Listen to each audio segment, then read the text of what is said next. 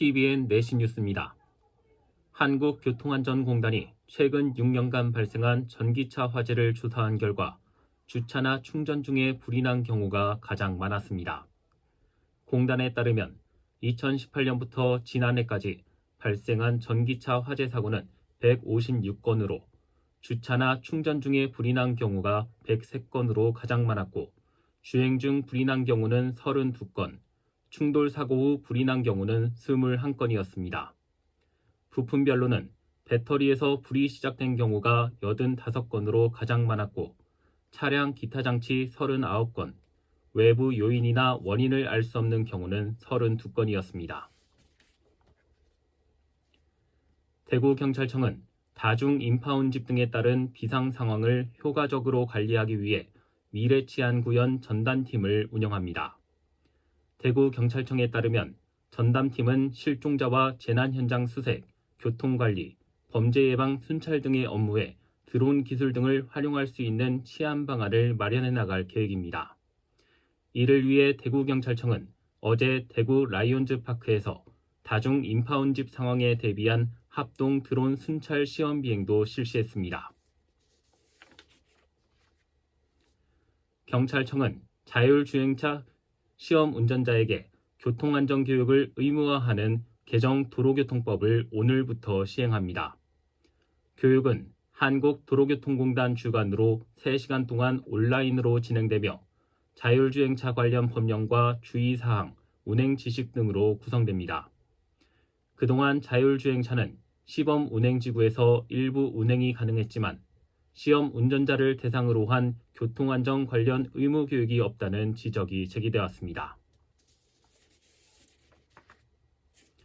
올해 상반기 중 운행을 시작할 대구 수성구 수요응답형 대중교통 DRT 노선이 확정됐습니다. 대구시에 따르면 5월부터 수성구 범물동과 북구 연암서당골 일대에 16인승 승합차를 2대씩 투입해 DRT 운행을 시작할 예정입니다. 대구시와 수성구는 노선 합의 과정에서 이견을 보였지만 지난 19일 수성구가 대구시가 제안한 노선을 수용하면서 논의가 마무리됐습니다. 대구 북구의회는 무단 방치된 전동 킥보드 등 개인형 이동장치를 수거한 뒤 행정당국이 비용을 소유주나 대여 사업자에게 징수할 수 있도록 조례를 마련했습니다. 북구의회는 어제 열린 제293회 임시회 제2차 본회의에서 이러한 내용이 포함된 북구 개인형 이동장치 이용안전 증진 기본조례 전부 개정안을 가결했습니다. 비용 산정은 대구시 개인형 이동장치 이용안전 증진 조례의 별표에 따르고 이외에도 개정안에 이용안전 증진계획 수립 및 시행 의무화 등의 내용이 담겼습니다. 전국 대표 야간 관광명소인 대구 서문야시장과 칠성야시장이 약 3개월간의 동절기 휴식을 마치고 개장합니다. 대구시에 따르면 서문 칠성야시장이 내일 개장해 12월 말까지 운영됩니다.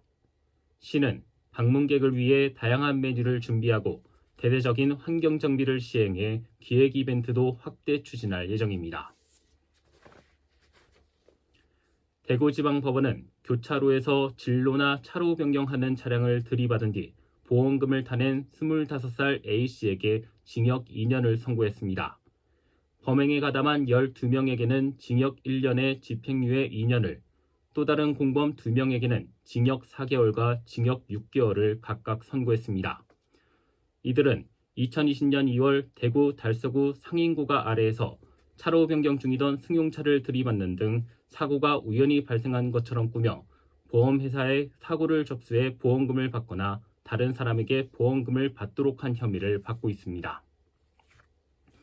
날씨입니다. 내일 대구와 경북은 대체로 맑겠습니다. 아침 최저기온은 대구 5도, 포항 7도, 안동 3도 등 1도에서 7도 분포를 보이겠습니다. 낮 최고 기온은 대구 22도, 포항 21도, 안동 19도 등 17도에서 22도 분포를 보이며 오늘보다 기온이 오르겠습니다. 경북 북동 산지에 강풍특보가 내려진 가운데 대구와 경북 내륙에도 바람이 강하게 부는 곳이 있겠으니 교통안전에 유의해 주시기 바랍니다. 신건입니다. 내신 뉴스를 마칩니다. TVN